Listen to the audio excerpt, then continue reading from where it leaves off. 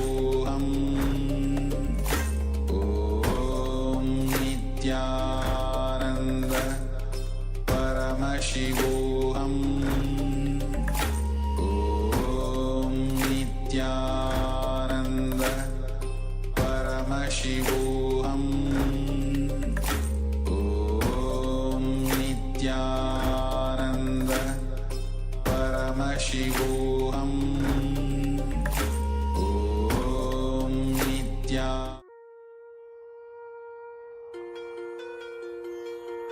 Yes. Now, please relax. You can go ahead and post your answers in the Zoom chat about how you manifested the power and what is the experience that you are having now through this power manifestation.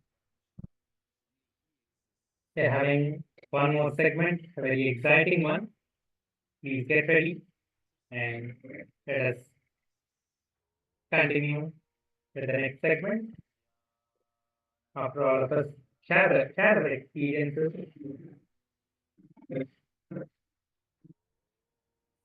I request all the participants to also keep your cameras turned on. Satya Srinivas, Linchiachi, please turn on your cameras.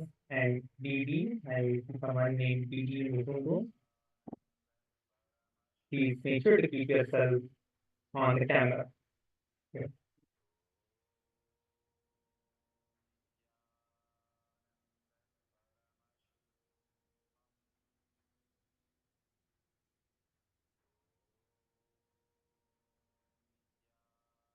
Yes.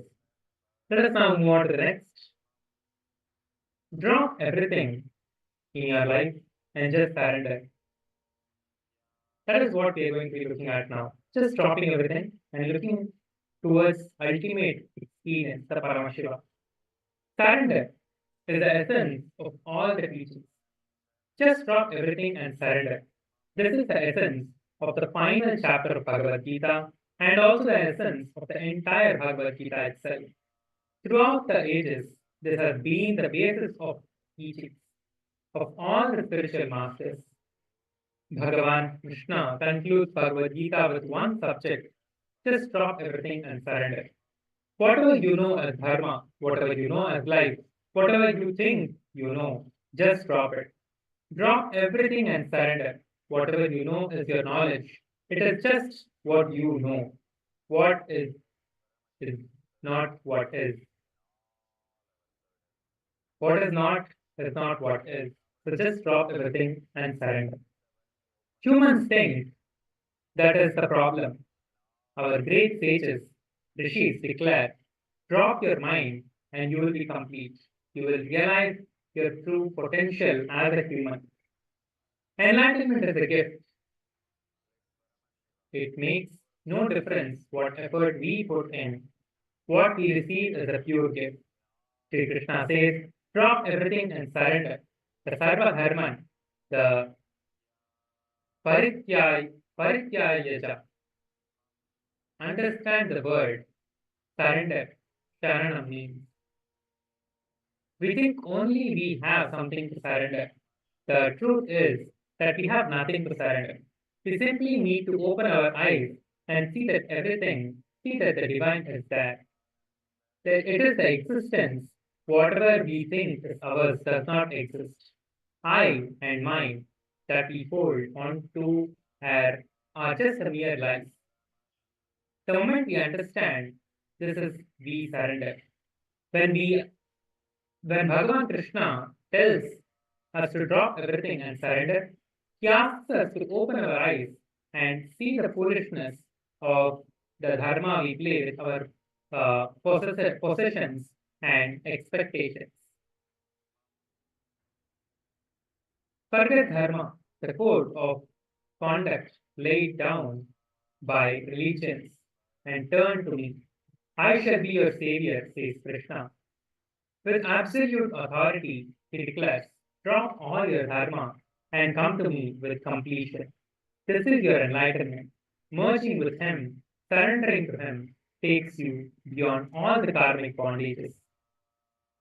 With Hanumanji needed to fly when he needed to fly across the ocean in order to rescue Sita, he didn't hesitate.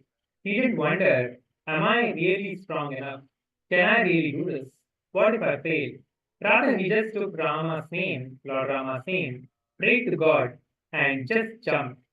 This is the total surrender and devotion we must cultivate in our lives. Let us now listen to a beautiful relation of Swamiji. Sit straight in a complete state of listening.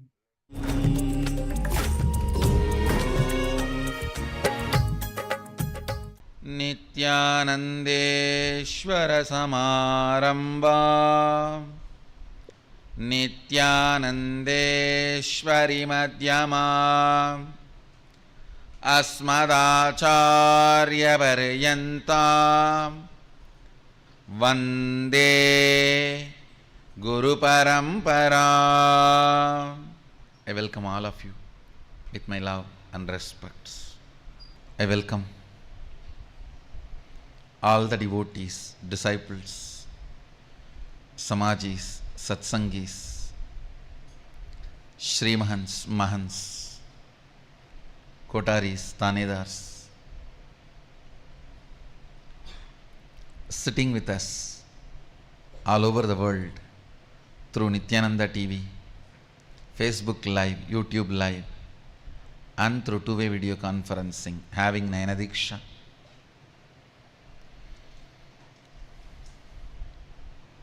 First thing, I welcome all the Nityananda Yogam participants.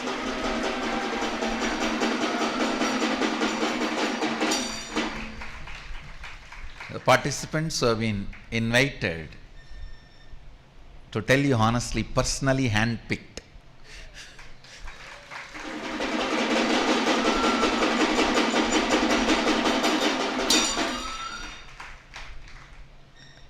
Only 102 were handpicked from the database of 17,000. The 17,000 was the database presented to me, and 102 were handpicked, and 90 of you have made it.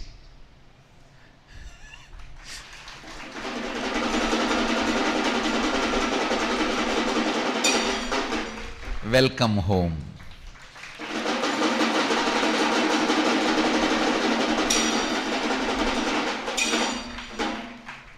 The purpose of the Nityananda Yogam is what I experienced with Arunagiri Yogeshwara. I want all of you to experience that.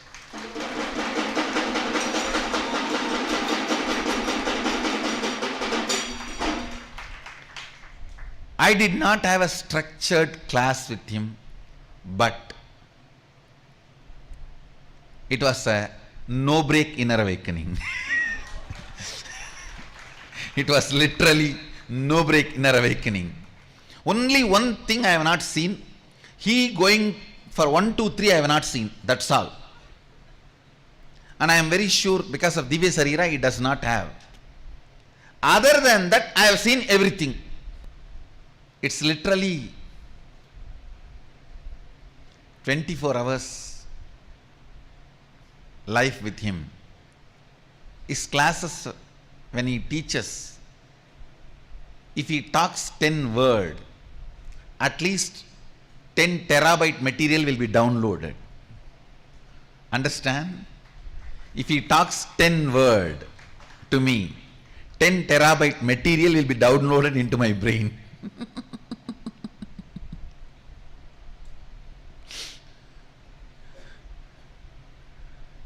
The way he taught me, trained me, it was a unique style.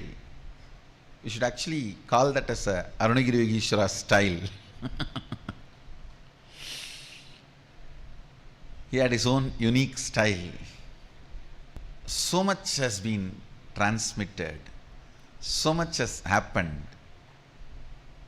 Physically, I enjoyed him only for 11.5 months. Less than 12 months. If I have to put it more precise, 9.5 months. If I have to count exact dates, because there were few days gap. only when I was looking to put the whole thing for autobiography, I was seeing there were few days when the temple had a festival where they will bring the deity in that area. He will not come out and sit. Sometimes he used to take me for a walk and we will sit near the hill and listen. I'll listen to him. So much has happened.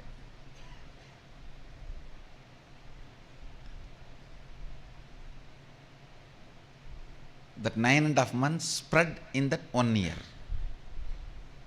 11.5 months spread, but only 9.5 months was the, if I have to remove all the holidays, are the days where we did not spend together. It was not a structured, such a spontaneous transmission. Just that 9.5 months has done so much in me. Still I am singing His glory, building thousands of temples for Him.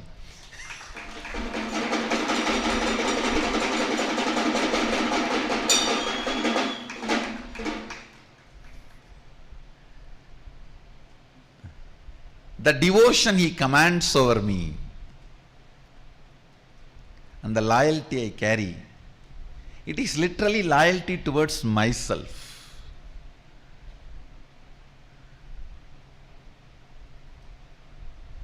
That space of Sadashivoham, loyalty towards that experience, joy and gratitude towards that space. Thousands and thousands of unsaid happenings and tons of things not only I have not said, I will never be able to say. Because when he utters a word, for example, if he says Adharvana Veda, the chapter where the science of sound is explained, by the time he completes this word, that whole Veda is downloaded already. When he gives the reference, I can just verify internally and see the chapter and the shloka. I don't know how I can even say it, make you guys understand. Maybe when I do the same thing with our Balasans and they demonstrate it, then you will be able to understand what I am saying.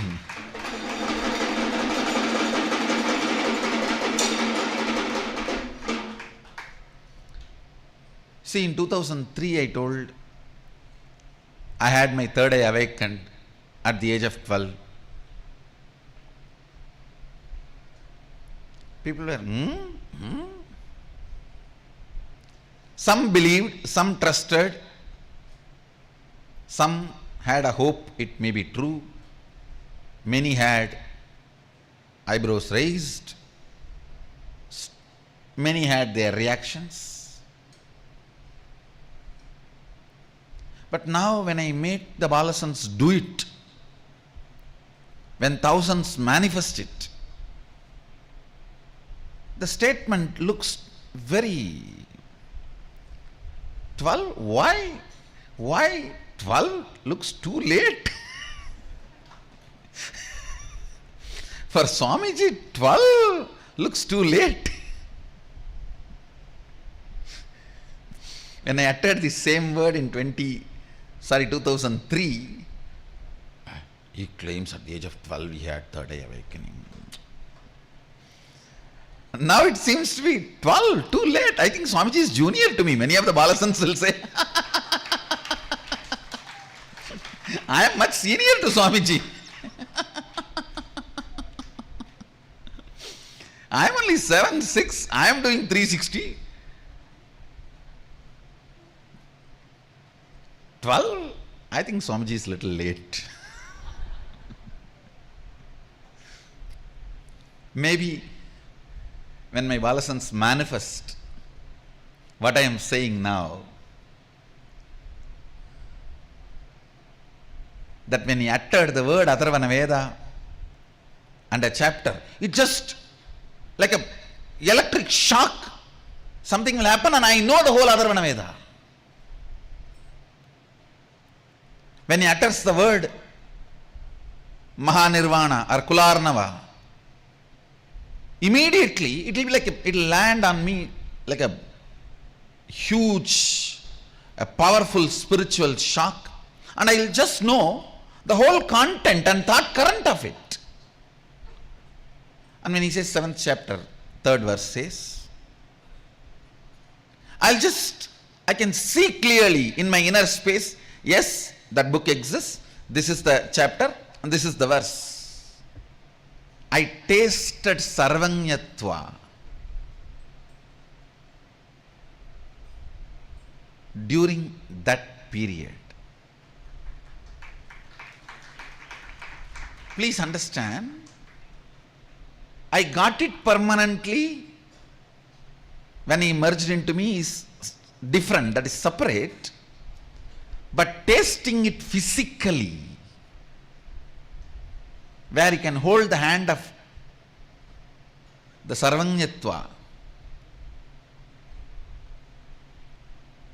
I picked up the habit of this biting nail by biting his nail only. And he will be so sweet and polite.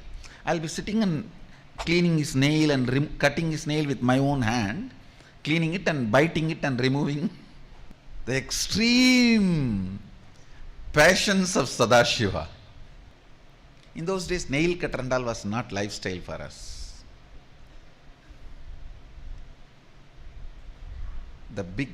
It used to be, I think 7 o'clock something was the name of that razor, blade.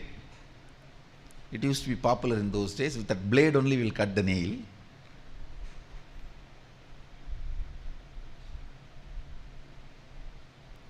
In the school we used to have a pencil sharpener. That sharpener, there will be small blade on that sharpener. So from the broken sharpener I will get that small blade. With that only I will remove his nail, cut his nail. And what doesn't come out, I will put the teeth and pull it out. Bite and pull it out. He will be just sitting with all the passions and a smile in his face. All right, do. I literally tasted the Sarvanyatva. I literally wanted what I went through,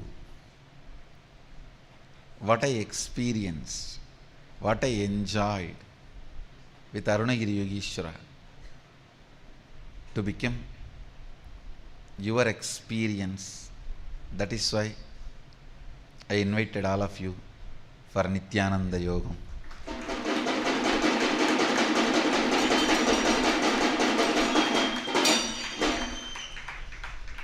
சித்தனோ சீவன் முக்தனோ பித்தனோ எத்தனோ ஏதும் தெரியாத காலத்தும் அத்தனே வந்து அருளாய் ஆட்கொண்ட ஞான சித்தனே அருணகிரி யோகியே.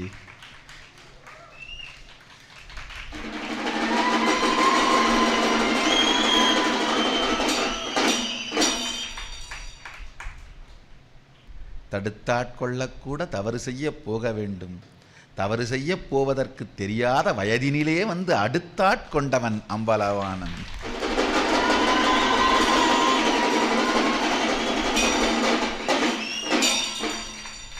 தவறு செய்ய போகும் வேளையில் வருவது தடுத்தாட்கொள்ளல். அது தெரியாத வயதில் வந்து அடுத்து ஆட்கொண்டவன். is a symbol of guru-disciple relationship. He is symbol of all the best things you can see in the planet Earth, whether it is patience, love, compassion, sacrifice, joy, knowledge, power. the complete manifestation of Sadashivatva, complete manifestation of Sadashivatva. Whatever said, unsaid,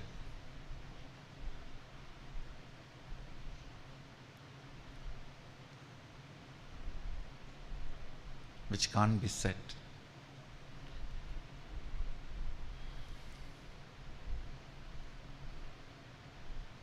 Let all the greatest, best happened in Sadashivatva between me and Arunagiri Yogeshwara. Let it happen between me and you all. I welcome all the Nithyananda Yogam participants to enjoy the space of Arunagiri Yogeshwara.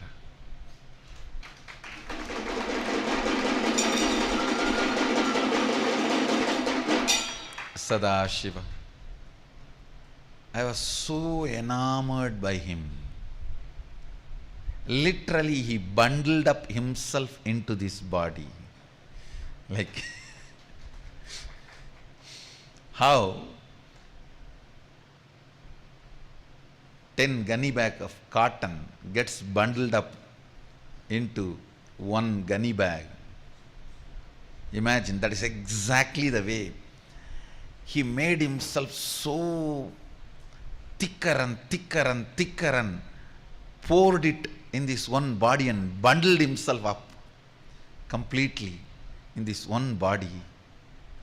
Being in love and all is too small word to describe that relationship between me and Arunagiri Yogeshwara.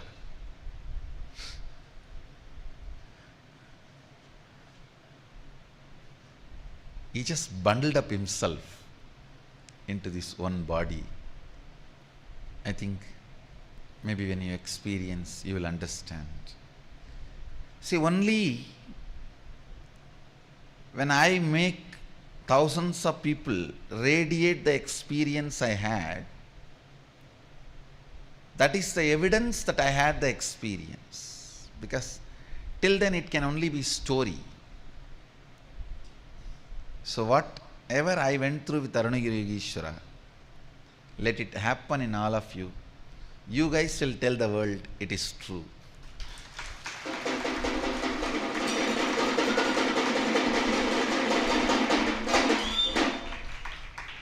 That is why I am saying the Balasans will be the biggest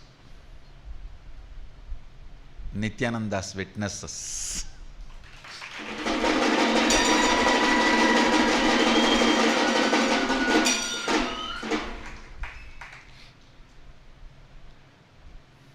Most sweetest, greatest Nithyananda's witnesses. Navaratri Utsavam is beginning. Yesterday with Mahalaya Amavasya, the rituals, the preliminary rituals, Purvanga Puja has started formally.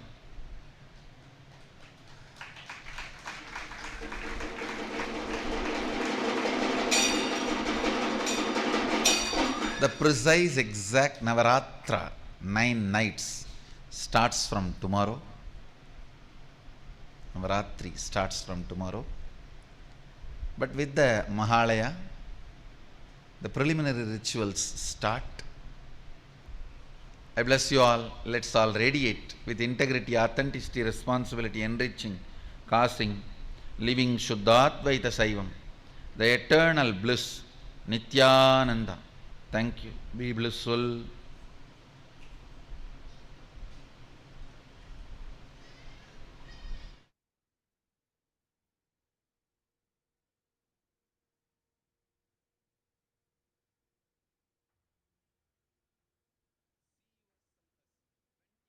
The first is intellectual surrender, the 3 levels of surrender. This means you accept that the master's intellect is sharper and higher than your intellect. This is the intellectual surrender. Next is emotional surrender. This is the trusting that the master's guidance on the emotional plane is more intelligent than your emotions. The third is surrendering the senses, your cognition, or the root of your cognition itself. Next, surrendering the intellect is because it continuously tortures you for years. You want to get rid of it, so you surrender it. Next comes emotional surrender. This happens when you feel deeply connected to the master after experiencing some meditation or understanding. You respect his emotions more than your own. The master's emotion mean the way he wants you to live. The master becomes the number one priority at the emotional level. Emotional surrender is when you feel totally connected at the emotional level. Next is a deeper level of surrender. Surrender of the senses. When intellectual and emotional surrender happen, you are ready to surrender your senses. When you trust the master more than your senses, you understand that master's words are the truths and not your senses. When the master says you are good, you suddenly realize yourself as you are the God. When you realize that you are the God, you start manifesting that. When a master says that you are God, just you realize that's happening in you. When you move away from your senses, you listen to the Guru and experience that you are the divine. The inner world, the first and the last tool you need is complete surrender. If Arjuna had trusted only his senses, he would have been the best and a good warrior and king. Instead, he trusted Krishna more than his senses, and he became enlightened. He experienced the truth of Krishna. You can experience Krishna consciousness not just by surrendering the intellect and emotions, but also by surrendering the root of the intellect and emotions. That is the senses. The senses supply the data. When you surrender the senses itself, the source of the data is surrendered. When you surrender your senses, the root cognition of yourself, you lose your identification with the body and mind. Surrender itself is enlightenment. At that moment, you experience the truth. In the surrender, you have nothing to lose and everything to gain. Surrender does not mean giving up everything. The moment you surrender, you disappear. Listen, surrender is nothing but clear, conscious decision to be complete.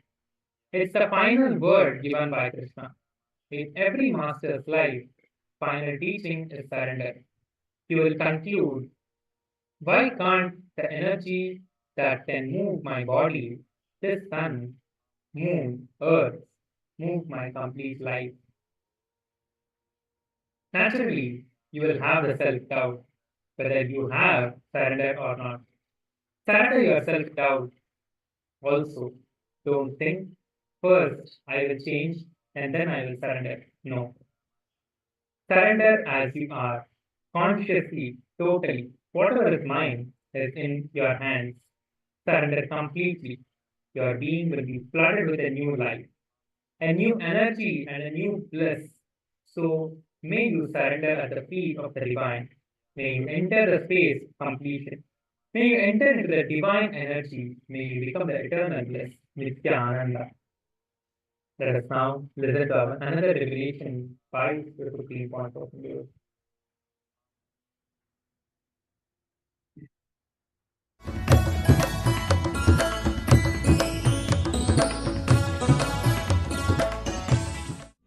The surrender is three level. Surrender is of three level. Surrender of intellect means trusting the master more than your intellect. Surrender of emotions, trusting the master more than your emotions. Surrender of senses, trusting the master more than your senses. Three levels. When the relationship is totally mature, deeply mature, the third level starts happening. usually people go till the end of surrendering intellect, because the intellect gives you so much of torture and it gives you so much of trouble, so much of problems and doubt, mood swings and all these things. It is very easy to surrender. You just wanted to get rid. It is very, you see, you just wanted to get rid of that. It's very easy to surrender your wife because you just wanted to get rid of her. It is very easy to surrender the things which you don't want. All you want to do is just when you want to get rid of it. And it is very easy to get rid of things which bites you, which is haunting you. You can just surrender it. Oh Master, please take it away. You can just surrender it. But when it comes to the deeper levels, trusting the Master beyond your emotions, that is where half of the crowd fails. I can say 80% fails. The other 20% fails when you are supposed to trust the Master beyond your senses. That's a beautiful story. Arjuna and Krishna both are traveling. Suddenly Krishna says, "Hey Arjuna, look at there, white crows." Arjuna says, "Yes, yes, Master, beautiful white crows." And again Krishna says, "Fool, don't you see? It's a black crow. It's not white." Arjuna says, "Yes, yes, Master, it's black, not white." Krishna asks, "Fool, what happened to you? When I say white, you say white. When I say black, you say black. What is happening? Don't you have intelligence?" Arjuna says, "Krishna, I don't know. When you said white, I really saw white. When you said black, I really saw black. I don't know what is happening to me. But when you said white, I saw it as white." Means trusting the Master beyond your senses, much more than your senses. This happens only when a deep, intimate relationship happens. See, trusting the Master beyond your intellect is very easy. First thing, your intellect gives you such a lot of trouble. You wanted to get rid of it. Second thing, the Master's intellect is naturally sharp. You can straight away see it. You can surrender. But trusting beyond emotions, that is where 80% people are stuck. And other few who cross that, very few who cross this layer, second layer, and they are stuck in the third layer. Only very few blessed people experience, trust the Master beyond your senses. That is the time Master says, "Tattvamasi, look, you are the God." As long as you believe your senses, you can think you are only a human being. Again and again you will be reminded, how can I be God? I am just still with my senses. If I see some sweets, I feel tempted to eat. If I see some music, I feel tempted to hear. I am tempted by my senses. I am just handled by my senses. How can I be God? Again and again. As long as you believe your senses, again and again you will be made to think you are a human being. You will never be allowed to trust yourself. You can never feel that you are a God. Only when you trust a Master beyond your senses, he will make you understand you are God. Not just your senses. You are beyond your senses. Trusting the Master is not going to do something good to him. It is going to do good to you. I have seen many people coming and telling me, "Swamiji, I believe you, you have to take care of me." As if believing me is by believing me they are doing great favor for me. Fools, they don't understand. By believing me they are doing favor to themselves. Who asked them to believe? I have seen many people, very cunning. "I believe you, Swamiji, you have to do everything for me." They talk as if they are doing a great favor to me by believing me. "I accepted you as a Master, Swamiji, you have to heal me, you have to do this for me, you have to do that for me." As if they are doing a big favor for me by accepting me as a Master. I have only one more headache or one more trouble. And it's a nice way. People don't understand. When you fall, when you have the faith towards me, when you start believing in me, you do favor to yourself, not to me. If somebody believes the Master beyond the emotions and beyond the senses, not expect. As long as he is expecting, be very clear, he is not surrendered. He has not surrendered even intellectual level. Even at the intellectual level, you will stop asking. As long as you are asking, be very clear, you have not even done intellectual level surrender. Even the first level surrender never happened. We always believe Master has got the Shakti to give what he wants. But we never believe he has got the Buddhi also when to give. As long as, you see, we believe he has got Shakti, but we don't believe he has got Buddhi to give when he wants. We go on reminding or questioning, why do you think?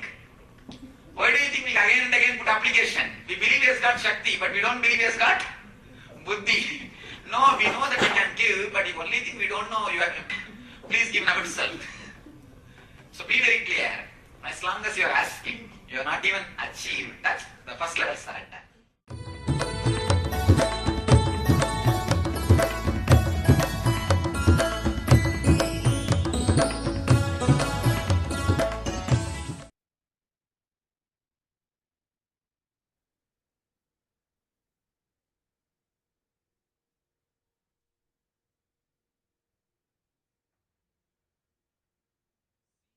The moment you trust me more than your senses, you experience that you are God. You then understand the meaning of Tattvam Asi. Literally, thou art that, meaning you are divine. Let us now do the internalization exercise and internalize these great truths of dropping everything and surrendering to the Master. Let us now do this meditation. This is a meditation to tune yourself to bliss. It can be practiced anywhere, anytime, even continuously, 24/7. Just continuously visualize that you are inhaling and exhaling bliss and light. Visualize the prana, the life energy, going in and out of your body with each breath. Whenever you inhale and exhale, visualize yourself inhaling and exhaling blissful energy, which is the light, the prana shakti. Feel that your whole being is being filled. That your body is being filled with that light. You automatically start radiating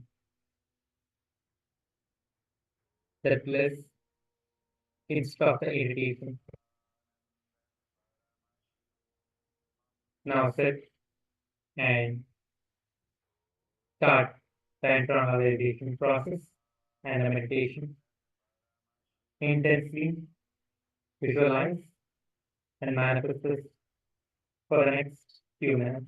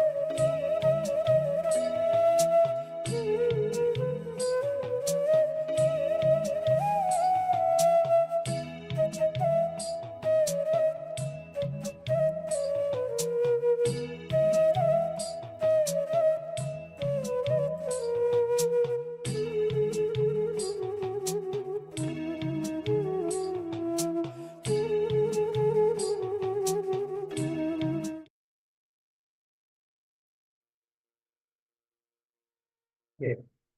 Now you can do that. Let us now move on to the divine power manifestation. We're coming to the end of today's Paramashivoham Level 2, Season 7, Day 12. Let us get ready for the power manifestation. To manifest the Paramashiva, to manifest Paramashivoham through our very body. Please sit straight with your head, neck, and spine in a straight line.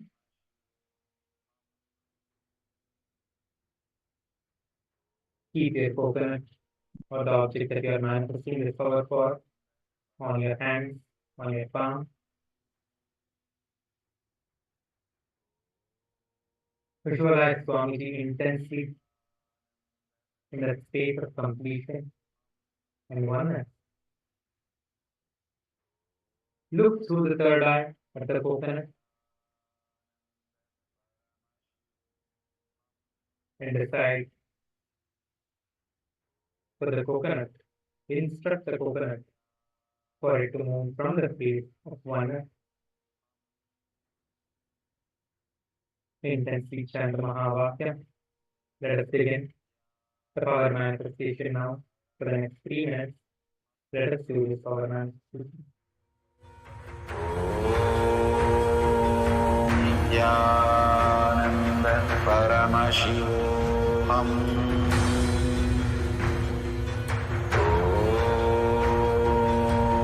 Nityananda Paramashivoham.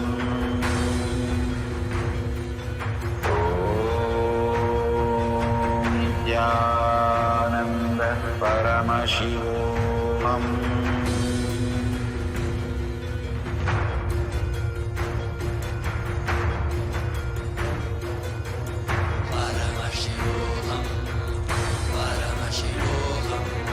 Let Paramashiva's third eye manifest in all our third eyes. Let the Amrita pour, let the Vanni open up, manifest in all of us.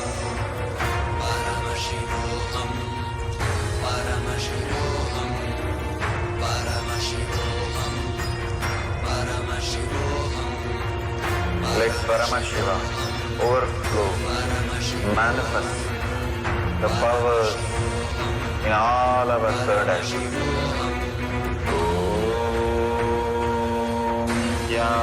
Nityananda Paramashivoham.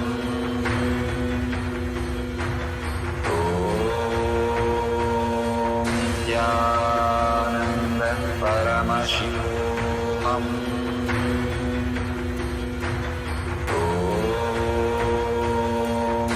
Nityananda Paramashivoham.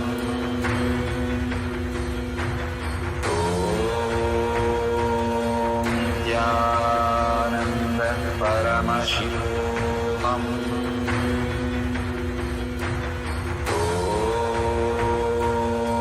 Nityananda Paramashivoham. Nityananda Paramashivoham.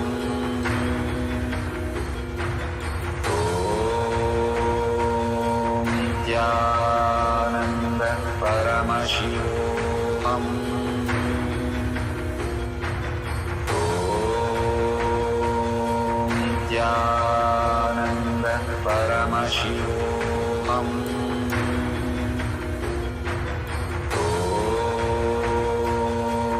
Nityananda Paramashivoham.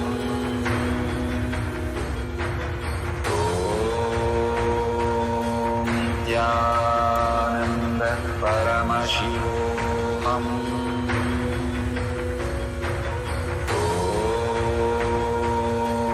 Nityananda Paramashivoham.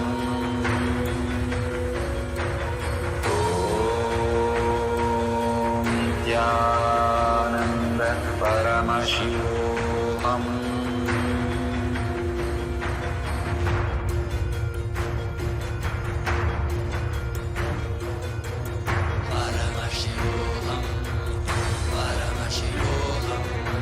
Let Paramashiva's third eye manifest in all our third eyes. Let the Amrita pour. Let the Varni open up. Manifest in all of us.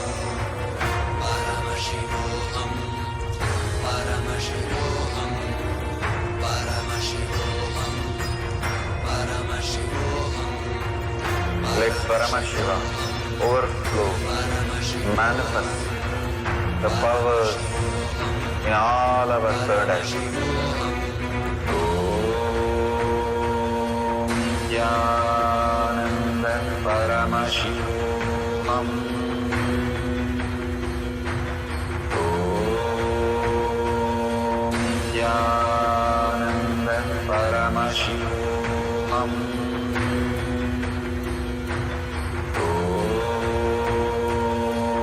Jnanandam Paramashivoham.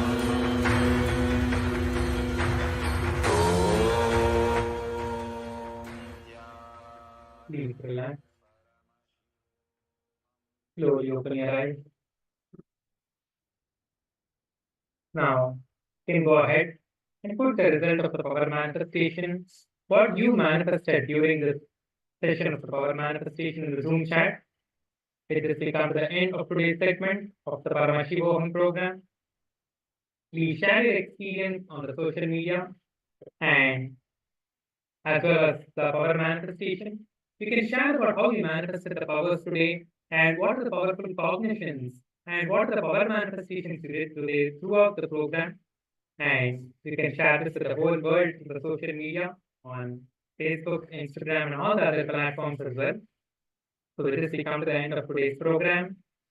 And let us all gather back for the next segment tomorrow morning at 7 a.m. Eastern Standard Time. With this, let us conclude with the Purna Mantra. Om Purnamada Purnamidam Purnat Purnamudachyate Purnasya Purnamadhaya Purnamevavasishyate. Om Shanti Shanti Shanti. Hari Om Tat Sat Sarvam Bhagavad Śrī Nithyānanda Paramashivapādukārpanamastu. Om Nityanandam. Thank you everyone. Nityanandam. Let's gather back for the next session.